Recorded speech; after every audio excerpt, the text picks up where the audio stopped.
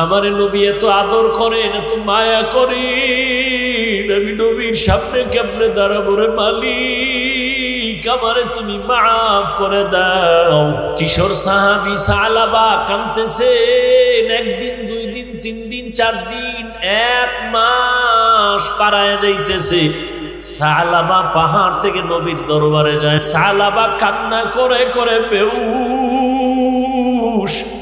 মায়ার নবীও কাঁদে আর কয়, সালাবা আর কাঁদিস না, আমার বুকে মাথা লাগাও, আমি বুঝতে পেরেছি কি জানি অন্যায় করেছো, আসো। নবীজি তার উরুটা রানটা বের করে বলে, আমার এখানে মাথা লাগায় একটু আরাম কর। সালাবা মাথা লাগায় কি শুইবে, কান্নার আওয়াজ। ও নবী, আমার মাওলায় আমারে মাফ করছেনি বলে, আমি যে অন্যায় করেছি একটু বলেন, আল্লাহ আমাকে ক্ষমা করেছেন কিনা বলে। নবী বলে, হ্যাঁ সালাবা, তোর জন্য আমি দোয়া করব, কান্না বন্ধ কর। হঠাৎ করে সালাবা কয়, ইয়া রাসূলুল্লাহ, আমার পিঠের মধ্যে পিপিলিকার মতো কি যেন হাঁটে। নবী একটা ডাক দিয়া কয়, সালাবা দ্রুত কালেমা পড়, কালেমা শাহাদাত পড়, আজরাইল হাজির,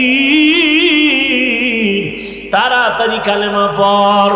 সালাবা কালেমা পড়তে পড়তে নবীর কোলের মধ্যে ইন্তেকাল হয়ে গেল। নবী বলেন, এরে ওমর, তাড়াতাড়ি যাও, লোক লাগায় দাও, জানাজা রেডি করো, কাফনের ব্যবস্থা করো, দাফনের ব্যবস্থা করো, গোসলের ব্যবস্থা করো।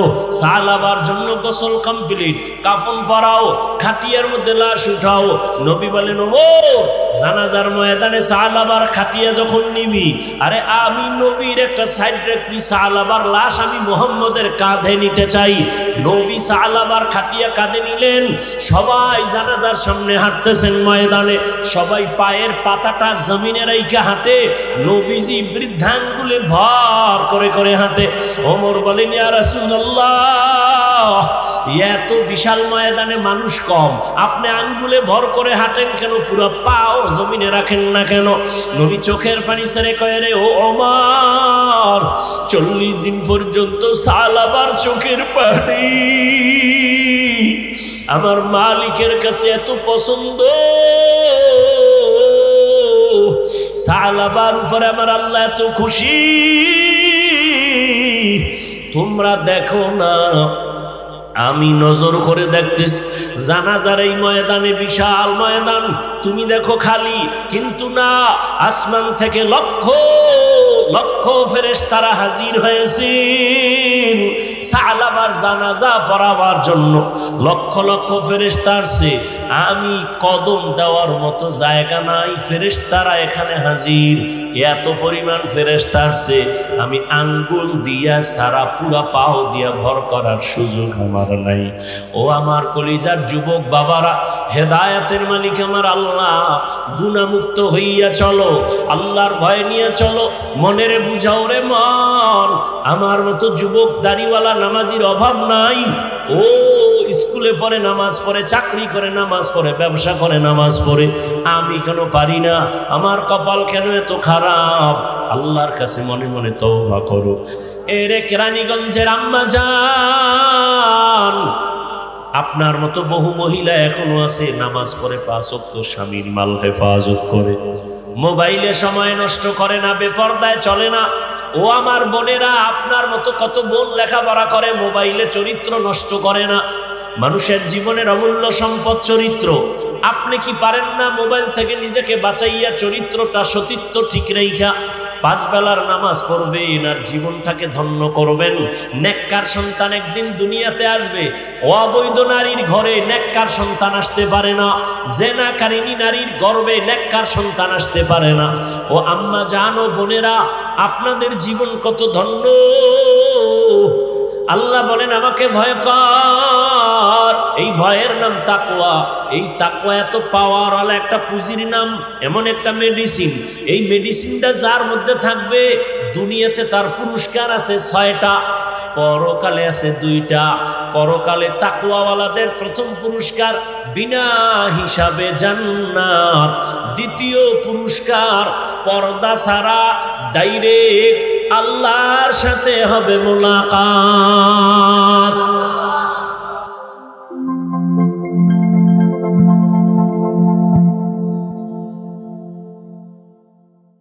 চোখের দ্বারা যা দেখতে বলেছো তা দেখবে, কিন্তু তা দেখে নাই।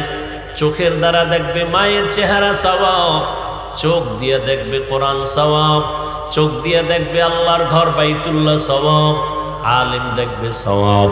কিন্তু না, এই চক্ষু দিয়া বেগানা দেখছে সারা রাত মোবাইলের সামনে, সারাটা রাত্র মোবাইল ওপেন করে বেগানা দেখে দেখে কবিরা গুনাহ করে করে রাত্র কাটায় দিয়েছে। দুনিয়ার সব যদি দুনিয়াওয়ালারা রেকর্ড করতে পারে। 5 বছর আগে এক আসামি প্রেমের বন্ধনে আটকাইয়া একটা মেয়ের সাথে প্রেম করছে 5 বছর আগে, কিন্তু কোন এক ঝামেলায় পইরা মেয়েটাকে মেরে ফেলার সিদ্ধান্ত নিছে ওই ব্যক্তি। 5 বছর আগে ওই আল্লাহর বান্দা ওই মেয়েটাকে জবাই করার জন্য একটা গাড়ি নিয়ে চলে গেল জামালপুরে। জামালপুরের এক নির্জন চেটিয়াল ময়দান খোলা মাঠে, কোনো মানুষ নাই, রাতের গভীরে ওই মেয়েটাকে জবাই করে চলে আসছে। 5 বছর পরে সোনার বাংলায় আসামি ধরা পড়েছে। আদালতে দাঁড়ায় বলে, জজ সাহেব আমার তো ফাঁসি হবে নিশ্চিত, তবে আমার আশ্চর্য লাগে 5 বছরের আগে অন্যায় কেমনে জানলেন? কেউ তো ছিল না। যুবক যদি চিন্তা করতি, এক মেয়েকে পাওয়ার জন্য এক যুবকের জবাই করেছো, কিন্তু পালায় যাবি কই? পরিণাম ফলে এখন মেয়েও জেলখানায়, তুইও জেলখানায়, বাঁচার উপায় নাই। পৃথিবীতে একটা আপডেট হয়ে গেছে, গোপনে অন্যায় করিয়াও পার পাওয়ার কোনো উপায় নাই। তোমাদের কেরানীগঞ্জের মধ্যে কয়টা অপকর্ম যে হলো। ঘরের ভেতরে রাজমিস্ত্রি কাজ করছে, ঘরওয়ালারা বিদেশি ফাটি, রাতারাতি টাকার বস্তা আসে। ওই মিস্ত্রি কাজ করার পরে চলে গেছে পার্শ্বে একটা বাসা ভাড়া নিয়ে অন্য জায়গায় রাজমিস্ত্রি করে, কিন্তু নজর রয়েছে ওই বাড়ির মধ্যে টাকা আছে, টাকা কেমনে নিবে। ওই ঘরের একটা বাচ্চা ছিল মাদ্রাসায় পড়ে, ওই বাচ্চাটারে সন্ধ্যাবেলা ওই রাজমিস্ত্রি দইরা নিয়ে গেছে বাড়ির পেছনে একটা বাগানে, কিন্তু বাচ্চাটা দেখাছি যে আমনে না আমগো বাড়ির মিস্ত্রি। এখন কি করবে? দইরা তো ফালাইছি, এখন যদি সাইরা দিই বাসায় গিয়া কইবা আমার মিস্ত্রি বাগানে নিছিল। ছেলেটা নিষ্ঠুর বেঈমানের বাচ্চা, বেঈমান। ওই বাচ্চাটাকে হত্যা করে ডাস্টবিনের মধ্যে লাশটা ফালাইল। ফালায় টেলিফোন করছে ঘরের মধ্যে, এই তোর বাচ্চারে আটকাইছি, 3 লক্ষ টাকা আমাকে পাঠাইয়া দে। তাজা খবর না কেরানীগঞ্জ। হ্যাঁ, হায় হায় অকয় একয়, তাহলে আর এদিকে যায় লাভ নাই।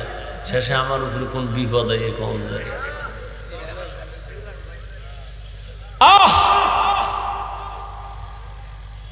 5 তারিখের মতো এদেরকে ঝুলাইয়া রাস্তায় রাখা দরকার। ওরে তাড়াতাড়ি মারা দরকার না, ওরে ট্রিটমেন্ট করবে আবার মারবে, ট্রিটমেন্ট করবে আবার মারবে, ট্রিটমেন্ট করবে আবার মারবে। এরকম বিচার করা উচিত। একটা যুবক যদি চিন্তা করত, হাজারো আকাম কইরা পার পাওয়ার উপায় নেই, বড় বড় রাখব বোয়ালরাই পার পায় না, তুমি পাবা কেমনে? কি লাভ হইল? একটারে জবাই করে এখন মাইয়াও জেলখানায়, তুমিও জেলখানায়, ফাঁসি হয়ে যাবে এক সময়। তাহলে এই এক মাইয়ারে পাইতে গিয়া আর এক যুবকের মাইরা কি হইল? ওই যে কেরানীগঞ্জের একটা নাম মনে নাই, ওরে ফিডাই মারলো না রুমের মধ্যে আটকাইয়া, ইচ্ছা রকম পিডাইল। বউ আইসা পায়ে ধরছে, ওই রাব্বি না কোন কসু। আফসুস, আরে তুই একটা মেয়ের গায়ে হাত দিতেছো বা একটা যুবকের গায়ে হাত দিতেছো, যদি ভাবতি যে আমার কোনো ছোট ভাইরে যদি কেউ মারে আমি কেমনে বরদাস্ত করব, আমার কোনো বোনের ইজ্জতের উপরে কেউ হামলা করলে আমি তো বরদাস্ত করতে পারবো না, এই চিন্তা যদি করতে রে যুবক বাবা, তো অন্যের মেয়ের গায়ে হাত তুলতি না, অন্যের ছেলের গায়ে হাত তুলতি না। তোর ভাইটারে যদি মারে কেউ, তোর মা কেমন করবে, তোর বাবা কেমন করবে, বেহুশ হয়ে যাবে। তাহলে তুই আর একটা ছেলের গায়ে যে হাত তুলতেছ, ওর মায়ের কি হালাত, ওর বাবার কি হালাত? ওদের অভিশাপ যখন আসে, মায়ের কান্নার অভিশাপ আসতে আসতে আসতে আসতে তোর অবস্থা এমন হবে, চাকার তলে তুই চলে যাবি।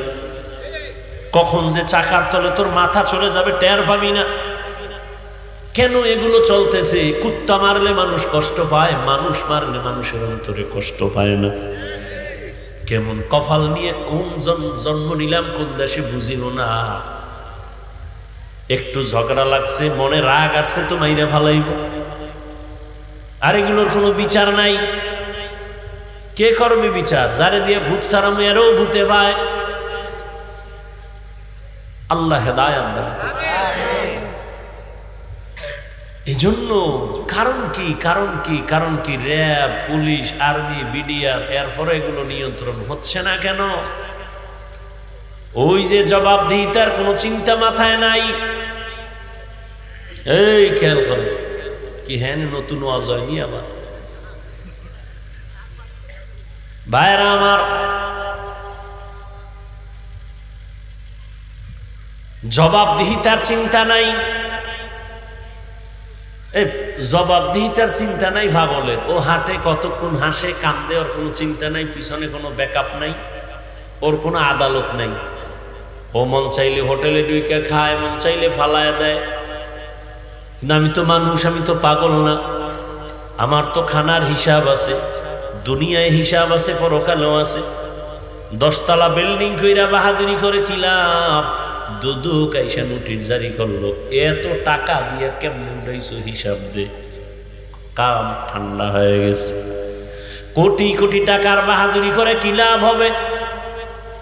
ফেসবুকের গোলামেরা দেখো না, কয়েকদিন আগে যাদের টাকায় বাংলাদেশ জিন্দা, ওরা টাকা দিয়ে দেড় জিন্দা রাখে, সরকারের উঠায় আর বসায়। এত টাকার মালিক ওরা, নাম বলবো না, তোমরা জানো। কিন্তু এই পরিমাণ টাকা, এই পরিমাণ টাকা, এই পরিমাণ হাজার হাজার হাজার হাজার কোটি কোটি কোটি টাকার মালিক ওরা। 6 ভাই, কয়েকদিন আগে মা মরে গেছে, কেমন কপাল, জানাজায়ও যেতে পারে নাই।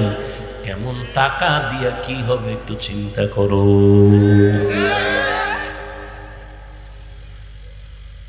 যাদের টাকায় দেশ জিন্দা হয়, মইরা যায়, সরকার উঠে আর নামে, কপাল খারাপ। এত টাকা, এত সম্মান, এত কিছু। 6টা ভাই না আরো বেশি আছে জানি না, আমি তো আর ফেসবুক দেখি না। একজনে বলছে যে মা মারা গেছে, জানা যায় যেতে পারে নাই একজনেও। এই কপাল দিয়া লাভ কি? আল্লাহ হেদায়েত দান করুন। ইয়া আইয়ুহাল্লাযীনা আমানুত্তাকুল্লাহা হাক্কা তুকাতিহ।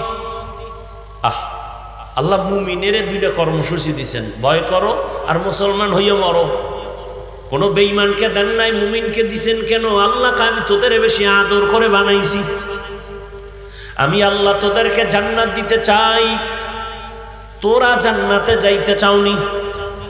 আল্লাহ বান্দাদেরকে, মুমিনদের জান্নাত দিবেন, আর কাউকে জান্নাত দিবেন না। জান্নাত শুধু মুমিন পাবে, আর কেউ জান্নাত পাবে না। আল্লাহ যে জান্নাত দিতে চান মুমিনকে, আর কেউকে দিতে, আমরা মুমিন হিসাবে যেতে চাইতো কি? বেশি বেশি বিড়ি টানো, গাঞ্জা খাও, আর আলেমের বিরোধিতা করো। এখানে এত মানুষ বসছে, পোস্তগোলা ব্রিজ পার হইলে ওয়াজ করলাম জীবন ভর, টুকটাক যা করলাম, মানুষ আয় না। এই আজকে একটু দেখলাম কিছু আল্লাহর বান্দা নাকি কিছু জিনও আইছে জানি না, এই এলাকায় মানুষ ওয়াজে বয় না, এরা সব আমগো থেকে দামি। এরা ওয়াজ জানে না, জানলে হুজুরকে ভুল ধরে কেমন। আজকে একটু মনে হইতেছে কিছু মানুষ আছে, নাইলে জিন আইছে, একটা আইছে। তো ভালো করে বুঝেন, মুমিনকে আল্লাহ জান্নাত দিবেন, কোনো বেঈমানকে জান্নাত দিবেন না। কোনো বেঈমান 1 সেকেন্ডের জন্য কখনো জান্নাত পাবে না। আল্লাহ জান্নাত তো মুমিনকেই দিবেন, শুধু দিবেন তাই না, আল্লাহ আরো মায়া করে বলতেছেন, আমি শুধু জান্নাত দিব তাই না, আমি চাই আমার মোহাব্বতের মুমিনেরা যেন বিনা হিসাবে জান্নাতে যায়। কি কেরানীগঞ্জের বাহাদুরেরা, আপনারা কি হিসাব দিয়া যাবেন না বিনা হিসাবে? না, অনেক বাহাদুর থাকতে পারে না যে আল্লাহর লাগেও দেখে এরপরে যাব। নমরুদ্দা চ্যালেঞ্জ দিছিল না, সাদ্দাত চ্যালেঞ্জ দিছিল। নমরুদ্দা চ্যালেঞ্জ দিয়া কইছে আল্লাহরই মাইরালাম, তো কেসা খতম। বাঁশের বাঁশ দিয়া বিশাল বড় সিঁড়ি বানায় উপরে উঠছে, আল্লাহরে গুলি করবে। ঠিকই তীর মারলো। আল্লাহ কয় ওয়ামাকারু ওয়ামাকারাল্লাহ ওয়াল্লাহু খায়রুল মাকিরিন।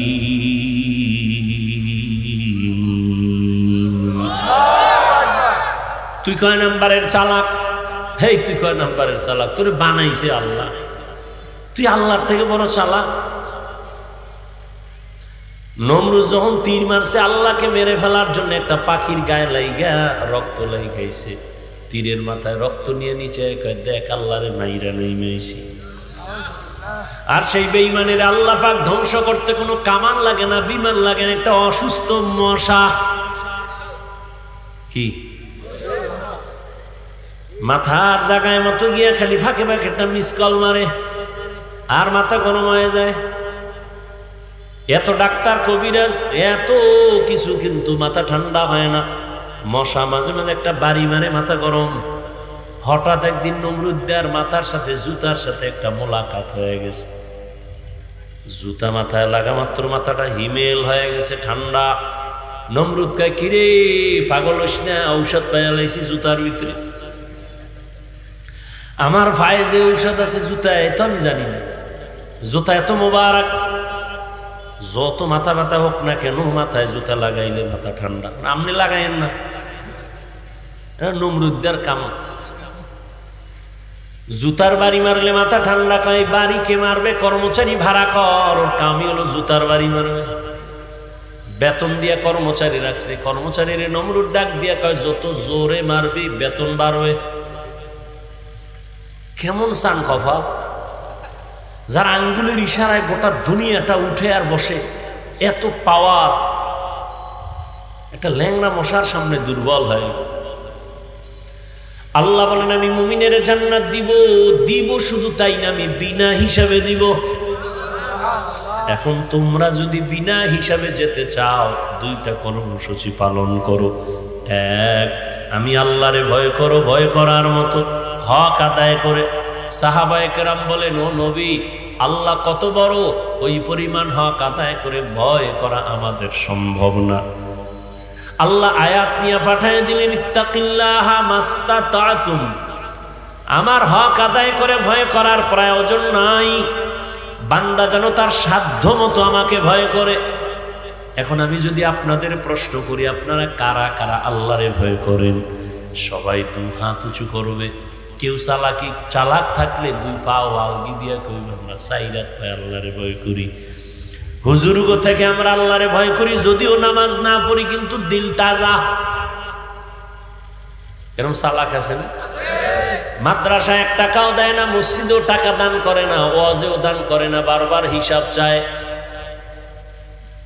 যারা দান করে তারা চায় দোয়া, যারা দান করে না তারা চায় হিসাব। যারা দান করে এরা চায় কি? দোয়া। আর যারা দান করে না এরা কি চায়? একজনে 20,000 টাকা দিয়ে কয় আমার নাম যেন মাইকে না বলা হয়, আমি আল্লাহর জন্য দিলাম। আর এক চোরার ঘরের চোরা 1000 টাকা ওই সিফাগুল লিখতে পাঠায়, কয় মাইকে নাম না কইলে টাকা ফিরাই লই আবি। আছে না নাই? আল্লাহ হেদায়েত দান করুন। এরে নবীর আশিক, সবাই বলেন আপনারা আল্লাহকে ভয় করি, আমিও বলি আল্লাহকে ভয় করি। আপনি দাড়ি বন্ধ করে দাড়ি কেটে বলেন আল্লাহকে ভয় করি, আমি দাড়ি রেখে বলি আল্লাহকে ভয় করি। আমি টুপি লইয়া বলি ভয় করি, আপনি টুপি বাদ দিয়ে বলেন আল্লাহকে ভয় করি। আমি পর্দা রক্ষা করে বলি আল্লাহকে ভয় করি, আপনি পর্দা লঙ্ঘন করে বলেন আল্লাহকে ভয় করি। আমি হালাল খাইয়া বলি আমি আল্লাহকে ভয় পাই, আর আপনি হারাম খাইয়া বলেন আল্লাহকে ভয় করি, তাহলে কাটটা সঠিক কাটটা বেঠিক আসলে ভয়ের মর্মই বুঝি না। একজনে সাপ ভয় পায়, ওই সাপ ভয় পাওয়ার নমুনা কি? সে সাপ ধরবে তো দূরের কথা, সাপ যেখানে থাকে ওখানেও যাবে না। এত ভয় পায় যে ঘুমের ভিতরে সাপ সাপ পায় চিল্লায় উঠে। ঠিক যারা আমার আল্লাহকে ভয় করবেন, আসলেই যারা আল্লাহকে ভয় করবেন, ওই বান্দা আল্লাহর অবাধ্য হবে না। একটা সন্তান মা বাবারে ভয় করার কারণে মা বাবার সামনে অন্যায় করে না। একটা ছাত্র শিক্ষকের ভয় করার কারণে শিক্ষকের সামনে অন্যায় করে না। ঠিক যারা আমার আল্লাহকে ভয় করবে, বান্দা গলায় ছুরি লাগাবে, দাড়ির মধ্যে ছুরি লাগাবে না। हर के दारत खौफे हक दर दिल मदम जन्नतुल मअवा देहद उरा मकाम जुज़बा हक़ची ज़े मख़ाज़ इंसुजा फज़ले उआ मस्ते दर जुमला जहां। আল্লাহকে ভয় করার ব্যাখ্যা হলো আল্লাহর ভয় যার মধ্যে থাকবে সে গুনাহ করবে না। আল্লাহ বলেন আমাকে ভয় কর, এই ভয়ের নাম তাকওয়া। এই তাকওয়া এত পাওয়ারওয়ালা একটা পুঁজির নাম, এমন একটা মেডিসিন। এই মেডিসিনটা যার মধ্যে থাকবে দুনিয়াতে তার পুরস্কার আছে 6টা, পরকালে আছে 2টা। পরকালে তাকওয়াওয়ালাদের প্রথম পুরস্কার বিনা হিসাবে জান্নাত, দ্বিতীয় পুরস্কার পর্দা ছাড়া ডাইরেক্ট আল্লাহর সাথে হবে মুলাকাত। গাঞ্জা করে ভাইব, বেনামাজি ভাবে, একমাত্র আল্লাহর ভয়। জীবন ইচ্ছা করে গুনাহ করবে না, গুনাহ যদি হইয়াও যায় তওবা করতেও দেরি করবে না। এটা ঘটনা শুনেই নাকি? আল্লাহর ভয় যাদের অন্তরে আছে সে ইচ্ছা করে গুনাহ করবে না, গুনাহ হইয়া গেল তওবা করতেও। রহমতের নবীর একজন কলিজার আদরের সাহাবী, কিশোর সাহাবী, যুবকের নিচে কিশোর। ও আমার কলিজার যুবক, একটু ভালো করে শোনো। ওই সাহাবী সালাবা তার নাম। ওই সালাবা নামের কিশোর সাহাবী, মানে কি যুবক না আরো নিচে, একদিন রাস্তা দিয়ে হাঁটেন, নবীর খুব আদরের। রাস্তা দিয়ে যাইতেছে, গ্রাম এলাকা, পাহাড়িয়া অঞ্চল। হঠাৎ তার অনিচ্ছায় চোখ পড়ে গেল গ্রামের বাড়ির ভিতরে। খুব খেয়াল করো যুবক বাবারা, শোনো। বাড়ির মধ্যে নজর পড়ছে, বাতাস। এমন টাইমে ওই বাড়ির পেছনে পর্দা লাগায় এক মহিলা গোসল করতেছিল। যুবকের নজর, আরে ওই কিশোরের নজর পড়ে গেল, আর পর্দাটাও বাতাস উড়ায় ফেললো। মহিলার চোখে চোখে চোখ পড়ে গেল কিশোর সাহাবী সালাবার। সালাবার নজর পড়া মাত্র নজর ফিরায় ফেলছে। এখন তাকে ভাবনার সাগরে ফেলে দিছে। ভাবতেছে কি হইল, জীবনে তো বেগানার দিকে তাকাই নাই, কি হলো কি হলো, না জানি পাপ করে ফেললাম। আমারে নবী এত আদর করেন, এত আদর করেন, এত আদর করেন, আমি নবীর সামনে কেমনে মুখ দেখাই? যদি জিব্রাইল আল্লাহর থেকে যাই না জানায় দেয় নবীরে, যদি নবীরে জানায় দেয় তোমার সালাবারে তুমি এত আদর করো, সে তো এই কাম গড়ায় ফেলেছে। এমন ভয়, ভয় চিন্তা করেন, ভয় তাকওয়া। কিশোর সাহাবী সালাবা সিদ্ধান্ত নিছে আর নবীর সামনে দাঁড়ায় চেহারা দেখাবো না। কান্না শুরু করছে। কান্না করতে করতে পাহাড়ের জঙ্গলে চলে গেল। জঙ্গলে গিয়া পাহাড়ের উঁচায় থাকিয়া গাছের পাতা ছিঁড়ে খায়, আর রবের দরবারে সিজদায় পড়ে কাঁদে, আল্লাহ মাফ করে দাও, আমি ইচ্ছা করে গুনাহ করি নাই, আমার নজরটা বেগানার দিয়ে পড়ে গেছে, আমি ইচ্ছা করে তাকাই নাই, যাওয়া মাত্রই তো চোখ ফিরেইছি, কিন্তু নবীর সামনে কেমনে দাঁড়াবো? আমারে নবী এত আদর করেন, এত মায়া করেন, আমি নবীর সামনে কেমনে দাঁড়াবো রে মালিক, আমারে তুমি মাফ করে দাও। কিশোর সাহাবী সালাবা কাঁদতেছেন। একদিন, 2 দিন, 3 দিন, 4 দিন, 1 মাস পারায় যাইতেছে। সালাবা পাহাড় থেকে নবীর দরবারে যায় না, ওখানে কাঁদতেছে। রহমতের নবীও মনে মনে খুঁজে সালাবা কই। নামাজের পরে কাতারে দেখে সালাবা নাই। 1 মাস যখন গেল, ওমরের ডাক দিয়া কয়, ওমর আমার আদরের সালাবা কই? ওমর বলে, ইয়া রাসূলুল্লাহ, বহুদিন ধরে দেখি না, সালাবা নামাজেও আসে না, কোথায় জানি না। নবী বলে, তালাশ করো আমার সালাবা কোথায় গেল। সালাবারে তালাশ করে আমার সামনে হাজির করো। এভাবে খুঁজতে খুঁজতে ওমর বের হয়ে গেল। ওয়াদা দিছে সালাবারে না। ও পর্দার আড়ালের আম্মা জান, ও আমার কলিজার বোনেরা, কয়দিন এই দুনিয়ায় থাকবেন? আপনাদের ইজ্জত, আপনাদের সম্মান কত দামি। আপনারা নবীদের মায়ের মতো মা, সাহাবায়ে কেরামদের মায়ের মতো মা, আলেমদের মা, হাফেজদের মায়ের মতো মা। আপনারা তো আম্মা জান খাদিজা রাদিয়াল্লাহু তাআলা আনহার মতো নারী, ফাতেমা রাদিয়াল্লাহু আনহার মতো নারী, আয়েশা রাদিয়াল্লাহু আনহার মতো নারী, ইসমাইল নবীর মা হাজরা আলাইহিস সালামের মতো নারী, ঈসা নবীর মা মারিয়াম আলাইহিস সালামের মতো দামি নারী। আপনারা তো বেঈমান ফেরাউনের ঘরে স্ত্রীর নাম কি? আসিয়া। কত দামি। যেই ফেরাউন আল্লাহর সাথে চ্যালেঞ্জ দিল, নিজের খোদা দাবি করলো, তার ঘরের স্ত্রী আল্লাহর এই পরিমাণ পেয়ারা বান্দি হয়ে গেলেন। রহমতের নবী বলেন, কিয়ামতের দিন জান্নাতে আসিয়ার সাথে আমার বিয়া হয়ে যাবে। এরে কেরানীগঞ্জের আম্মা জান, আপনার মতো বহু মহিলা এখনো আছে, নামাজ পড়ে 5 ওয়াক্ত, স্বামীর মাল হেফাজত করে, মোবাইলে সময় নষ্ট করে না, বেপরদায় চলে না। ও আমার বোনেরা, আপনার মতো কত বোন লেখাপড়া করে, মোবাইলে চরিত্র নষ্ট করে না। মানুষের জীবনের অমূল্য সম্পদ চরিত্র। আপনি কি পারেন না মোবাইল থেকে নিজেকে বাঁচাইয়া চরিত্রটা, সতীত্ব ঠিক রাইখা 5 বেলার নামাজ পড়বেন আর জীবনটাকে ধন্য করবেন? নেককার সন্তান একদিন দুনিয়াতে আসবে। অবৈধ নারীর ঘরে নেককার সন্তান আসতে পারে না, জেনাকারিনী নারীর গর্ভে নেককার সন্তান আসতে পারে না। ও আম্মা জান ও বোনেরা, আপনাদের জীবন কত ধন্য।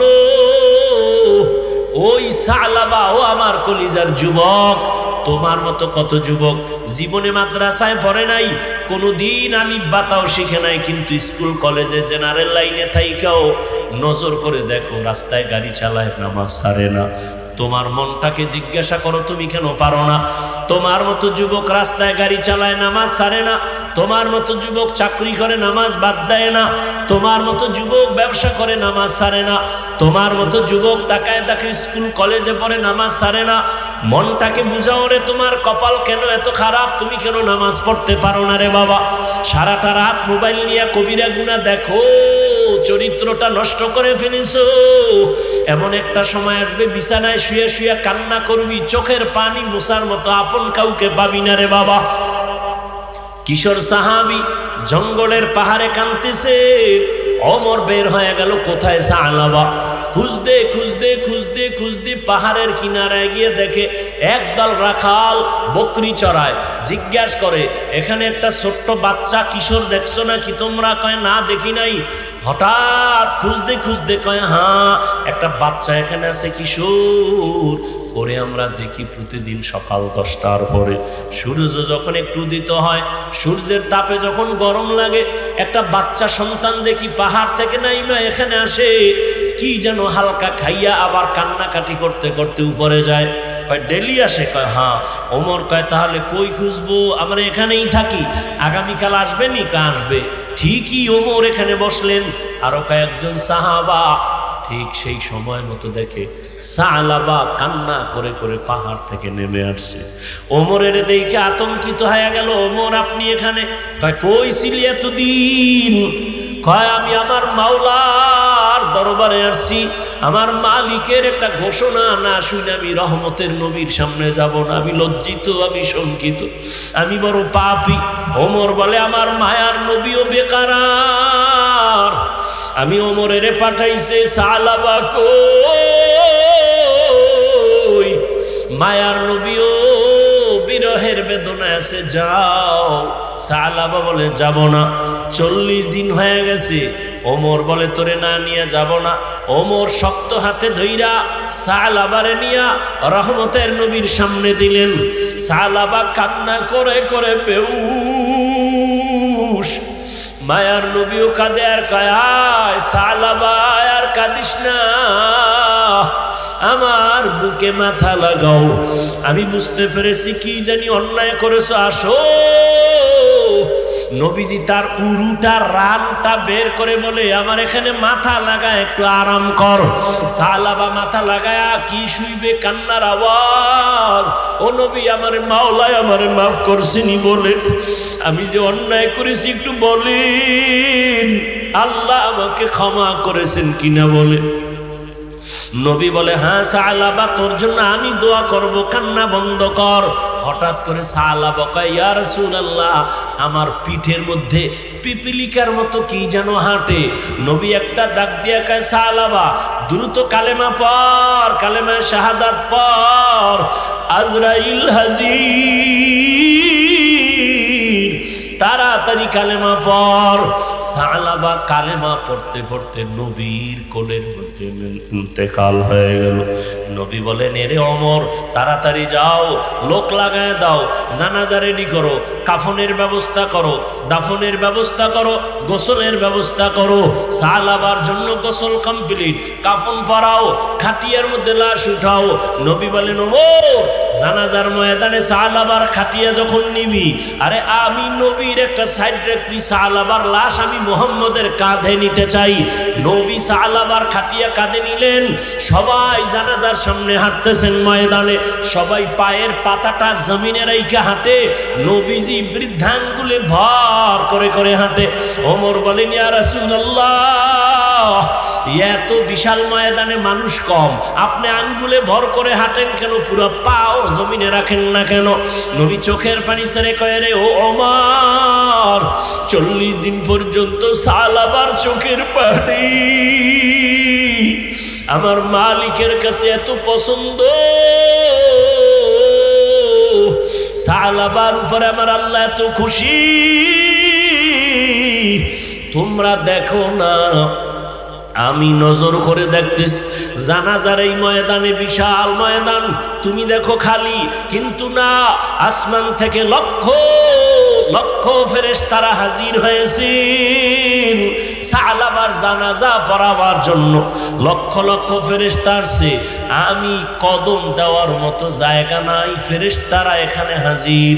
এত পরিমাণ ফেরেশতা আসছে, আমি আঙ্গুল দিয়া সারা পুরা পাও দিয়া ভর করার সুযোগ আমার নাই। ও আমার কলিজার যুবক বাবারা, হেদায়েতের মালিক আমার আল্লাহ, গুনাহমুক্ত হইয়া চলো, আল্লাহর ভয় নিয়ে চলো। মনেরে বুঝাও রে মন, আমার মতো যুবক দাড়িওয়ালা নামাজির অভাব নাই। ও স্কুলে পড়ে নামাজ পড়ে, চাকরি করে নামাজ পড়ে, ব্যবসা করে নামাজ পড়ে, আমি কেন পারি না? আমার কপাল কেন এত খারাপ? আল্লাহর কাছে মনে মনে তওবা করো। আজকের আমাদের মুরব্বী এখানে আসছেন, আল্লামা ইমরান মাজহারি দামাত বারাকাতুহুম, তিনি রুহানি বয়ান করবেন, মোনাজাত দিবেন। আমি অনুরোধ করে বলবো আমার কলিজার প্রত্যেকটা যুবক বৃদ্ধা বাবাজিকে, আপনারা দোয়ায় শরীক হয়ে দোয়া করে যাবেন। হুজুর যেন মনে কষ্ট না পায়, আপনারা কেউ দোয়া না করে যাবেন না। আল্লাহর কাছে দোয়া করি আপনাদের জন্য, মনে মনে তওবা করেন। আর জীবনে নামাজ ছাড়বো না, দাড়ি কাটবো না, বেপরদায় চলবো না। আল্লাহর কাছে তওবা করেন। মা বোনেরাও তওবা করেন, স্বামীর মাল নষ্ট করবেন না, মোবাইলে সময় নষ্ট করবেন না, নামাজ পড়বেন, সন্তানটাকে আদর্শওয়ালা বানাবেন। জীবনে কারো উপকার পারলে করবেন, কিন্তু কারো ক্ষতি করবেন না। জীবনে পারলে কারো প্রশংসা করবেন, কিন্তু কারো বদনাম বলবেন না। তওবার নিয়ত যদি অন্তরে থাকে, মরিয়া গেল আর নামাজ ছাড়বেন না, দাড়ি কাটবেন না, বেপরদায় চলবেন না। আমার কলিজার যুবকরা যদি অন্তর তৈরি হয় তওবার জন্য, যাদের খাঁটি নিয়ত আছে, মুনাফিকি নাই, যাদের অন্তরে খাঁটি নিয়ত আছে, মা বাবার দোয়া নিয়ে চলবা, ওলামায়ে কেরামের পরামর্শ নিয়ে চলবা, নবীর তরিকা মেনে চলবা, বিরোধিতা করবা না, শিক্ষকের মুরব্বীদের দোয়া নিয়ে চলবা, যাদের খাঁটি তওবার নিয়ত আছে দুটো হাত আমার আল্লাহরে দেখায় দাও। আয় আল্লাহ হাতগুলো কবুল করে নেন, তওবা কবুল করে নেন, তওবার উপরে মজবুত হইয়া চলার মতো তৌফিক আমাদের দান করেন। আয় আল্লাহ খাঁটি মুসলমান তাকওয়াওয়ালা জিন্দেগি নিয়ে আল্লাহর আদালতে হাজিরা দেওয়ার তৌফিক দান করেন, আমিন। হযরত আসবেন, আমার দাবি অনেক বড় আলেম বুজুর্গ, হুজুর